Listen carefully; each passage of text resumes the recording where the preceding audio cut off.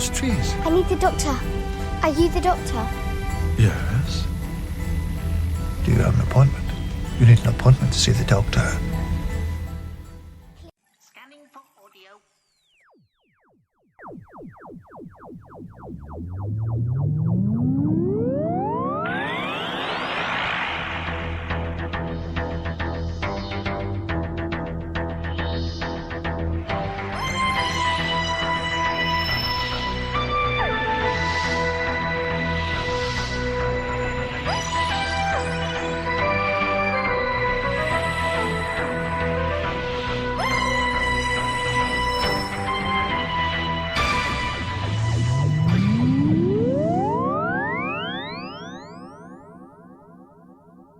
Welcome to a Tin Dog podcast. Now, first off, am I the only person who at the very beginning of this story went, ooh, crinoid? No, that's not going to happen at all. Perhaps it's like Operation Golden Age. Or perhaps it's just one of those stories that kind of turn up, happen, and then go away. Yeah, perhaps that's more it. Yes, tonight I'm going to be talking about Into the Forest of the Night, or Forest of the Night, or the one with the trees, or something. Now, of late, I've been basically recording podcasts in two halves, and I wonder if you've noticed. My podcasts have basically been, oh, isn't Doctor Who brilliant? Isn't Capaldi great? Isn't Jenna Coleman fantastic? Aren't they well written? Oh, look, the effects are great. And then the second half, the bit worthy of mentioning, is Danny Pink. The Danny Pink storyline. Now, an argument can be made for, you know the way that we don't have cliffhangers anymore? Well, the thing we do have is emotional cliffhangers. You see, we don't like them. We don't like them so much that we hadn't even noticed. We get the storyline that goes along nicely, that we're watching, the thing that we've actually bought the ticket for, so to speak, and then we have to sit through the support act. And the support act is, well, no reflection on the actor playing Danny Pink. It's the storyline and the characterisation that we have to sit through in order to wait for the main act to start and come on. Yeah, Pink Floyd will be along in a moment, but you really have to sit through, well, insert your own band here. Perhaps it's just me. I just don't know. But that's not really what we're here to talk about, is it? We're here to talk about tonight's story. Oh, and can you do me a favour? Whether you enjoyed this story or not, and I'm not going to say which way I'm leaning just yet, but I suspect you can probably tell. Go back, turn the sound off, and just have it on in the background and watch the visuals. Visually, this episode is stunning, absolutely superb, with the possible exception of the bit where the camera pans out and you see a big green earth and then big slabs of news come past. For a moment, I actually thought they were large spaceships orbiting Earth, and then I realised they were meant to be symbolic of newscasts coming from around the world. But for a moment there, I thought there was some sort of massive Vogon constructor fleet hanging around just in order to harvest all of the chlorophyll. Again, that's what I thought the storyline was. Oh look, that would have been better. Perhaps not. Listen. This is, well, I don't like using the word high concept, especially for this, but it kind of is. And also, it's part of the increasing pantheon of Doctor Who stories that would have happened whether the Doctor was there or not. There's a very small amount of these stories where the Doctor's involvement doesn't affect the events one way or the other. They're not great stories as a whole, and that, perhaps, is one of the flaws. But, like I said, watch it with the sound off, without the acting, without the characterisation going on, and you've got a visually stunning piece of work. No one ever sets out to produce a bad story or a bad bit of TV or a bad film or write a bad book. These things sometimes happen, but more often than not, what happens is you produce something not brilliant. Perhaps it's the original idea, the original concept at its core, and perhaps that's it. because I'm an enormous fan of fairy stories, and Moffat's been mining that particular seam for a while. He gets somebody else in to do it, someone who admittedly had trees growing out of the ground out of nothing and appearing almost instantaneously during the opening ceremony of the Olympics, if you remember back that far. That's not important, but it is a recurring theme of the work. This guy writes kids' stories and adult stories, and at its core, that's what fairy stories really are. Now, big fan, perhaps let's not use the word fan, of Angela Carter's work, so I've been hanging around the Little Red Riding Hood storylines for much longer than I care to remark. Go and see A Company of Wolves, and you'll see definite parallels in the storylines and the way the wolves are shot. Because you've got Little Red Riding Hood going on here, that's absolutely spot on. It was an ideal opportunity to have other things going on as well. The forest is at its core of many, many of the stories. Perhaps that's more to do with what Germany looked like when the Grimms wrote down the stories, and perhaps not. The unknown, the darkness, the things in the forest, yeah, fair enough. The damage caused by the trees growing through the concrete is completely forgotten about, almost instantaneously, because that's what we do. So when you look around and see potholes in the road, perhaps this storyline has already occurred and we literally have forgotten. There's things wrong with this story. Now, there'll be people out there going, why was the school inside a museum having a sleepover? Well, I for one, as you probably already know, used to work in a museum, and yes, we used to organise sleepovers because yes, unlike the Doctor, we were indeed all CRB checked. In the Royal Armouries, there was one particular night when several hundred Cub Scouts all descended on the massive armouries, and they all slept in various galleries surrounded by the arms and armours of the ages. It was fantastic. I was one of the staff who was elected to stay up all night and just keep wandering the place to make sure everyone was all right. Every so often, however, and this is why I told the story, you would see a small blue light, because the majority of the kids had torches, and a small number of them had sonic screwdriver torches, and that made my heart soar. Loads and loads of Doctor Who fans, all learning history. And that's what Doctor Who was all about. I might have digressed, but you know what? It was important. So in this country, that's what we sometimes do. I don't know what it's like around the world, and that's fair enough. Oh, while I'm talking about around the world, you, sitting there, no, not you, the one next to you, yes, you in Canada, could you do me a favour? Could you go on iTunes and leave feedback about the Tin Dog podcast? Because if you go to the American version of iTunes, I've got over 80 bits of positive feedback. If you go to the UK version, I've got 90 odd. But if you go to the Canadian version of iTunes, I've got about 5. I wouldn't mind somebody leaving some feedback, good or bad, just in order to sort of, well, make my presence felt. Because I know I get quite a few hundred downloads in Canada. I just don't get the feedback. That's not important. What is important, of course, as always, is the Doctor Who story I'm talking about tonight. Now, like I said, well, I did use Listen as an example, but what I should have used was the Moon Egg story with the dragon, because that's also fairly high concept. Now, my allegory-ometer, which I've had fitted to my recorder, hasn't been going off when I've been recording this, but perhaps there is an allegory going on, I don't know, something about libraries or stories or something that I just completely missed. That's dead obvious, especially to Americans. But I just didn't see one going on here, so that's fine by me. If I did miss it, I apologise, and I feel so stupid. But when you've got a story that will happen and is basically about the planet defending itself whether the Doctor's there or not, what you end up with is a narrative sag. You have to engineer the peril. The peril comes from the wolves. It comes from not knowing what's going on, and the lost children. The mother coming to find her child, not really important. The people trying to burn the trees, more of a clue going on.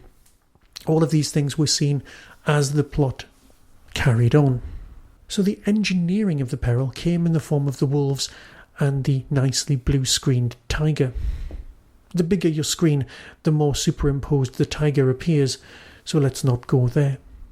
It's not going to attack them because it's quite clearly in another studio. Oh, I can talk. I'm the person who's been watching all the pertwees you can throw sticks at. There's more CSO going on there than anything else.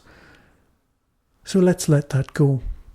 Yes, these animals might have escaped the zoo and they might be wandering the streets, especially once all the trees have vanished after the firestorm. The one that apparently destroyed the bank. Yeah.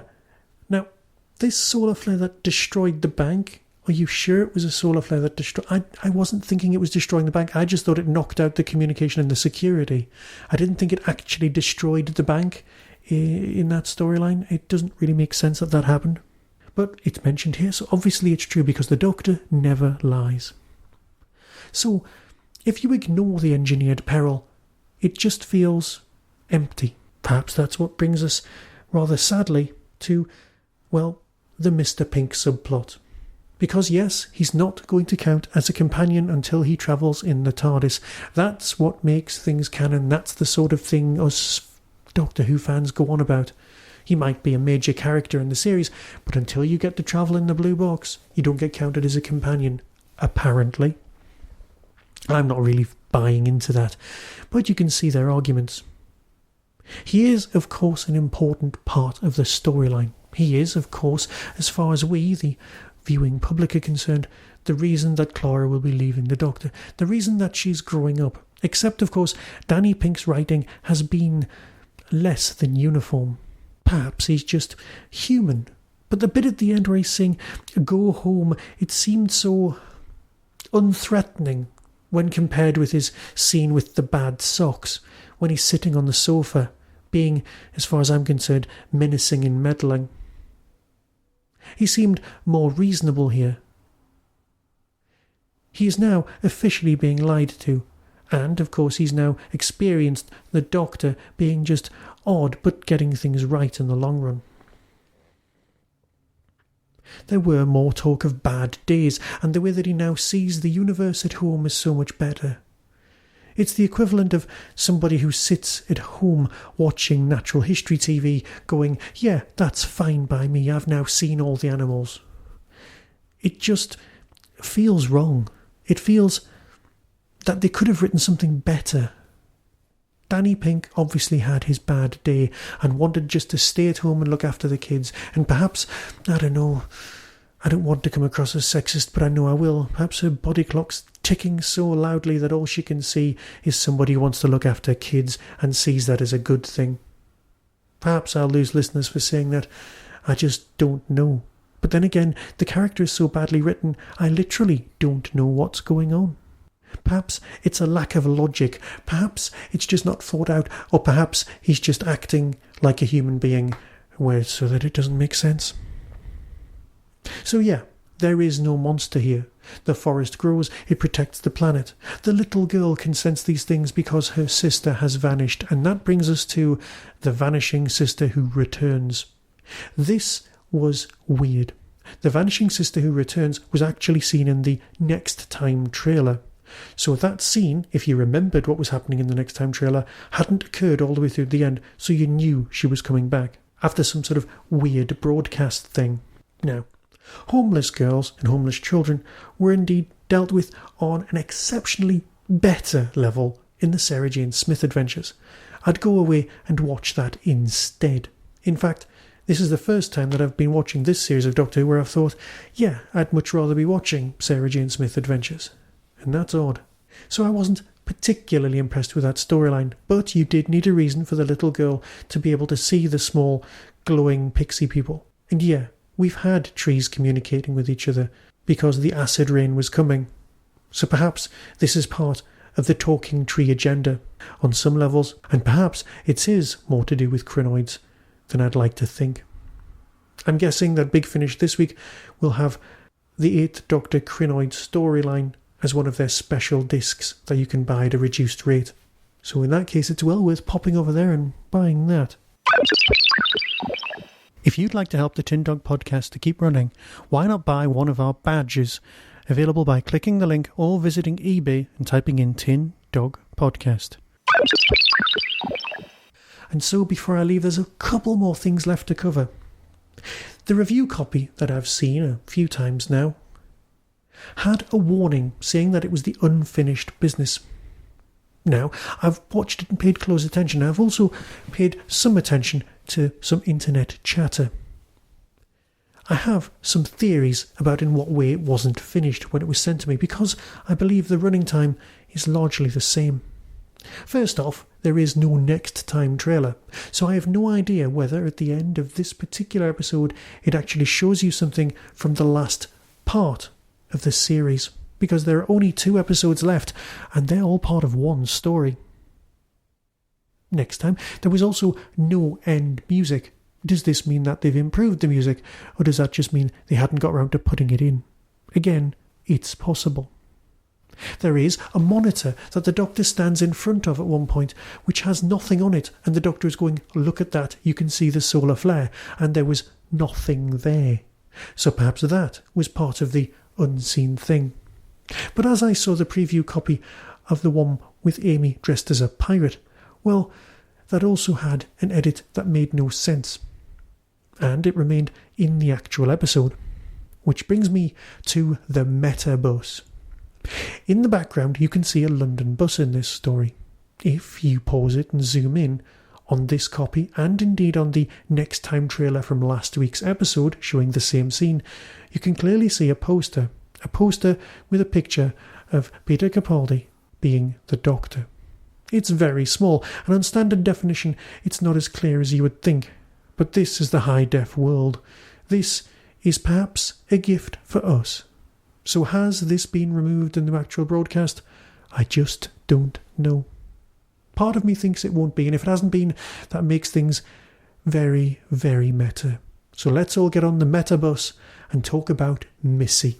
It's nice to see that this week Missy hasn't got an iPad. As everyone knows, I'm quite anti-Apple products, although I'm not. What I'm actually is the smugness generated by people who own Apple products. So, it's nice to see that she has some sort of desktop monitor, which she allowed to watch, episodes of Doctor Who.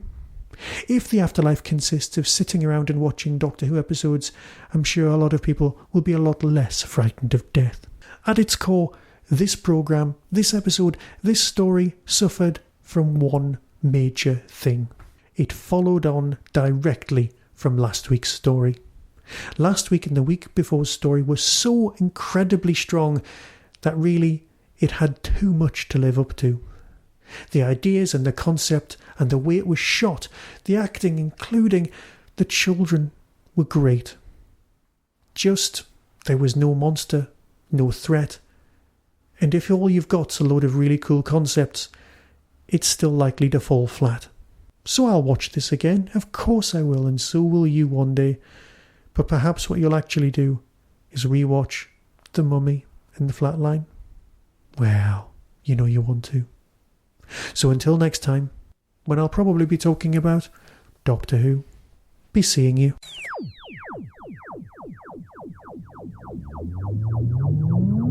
You've been listening to the Tin Dog Podcast, available on RSS, iTunes, Stitcher, Audio Boom and Tumblr. Doctor Who and its associated works are copyright of the BBC.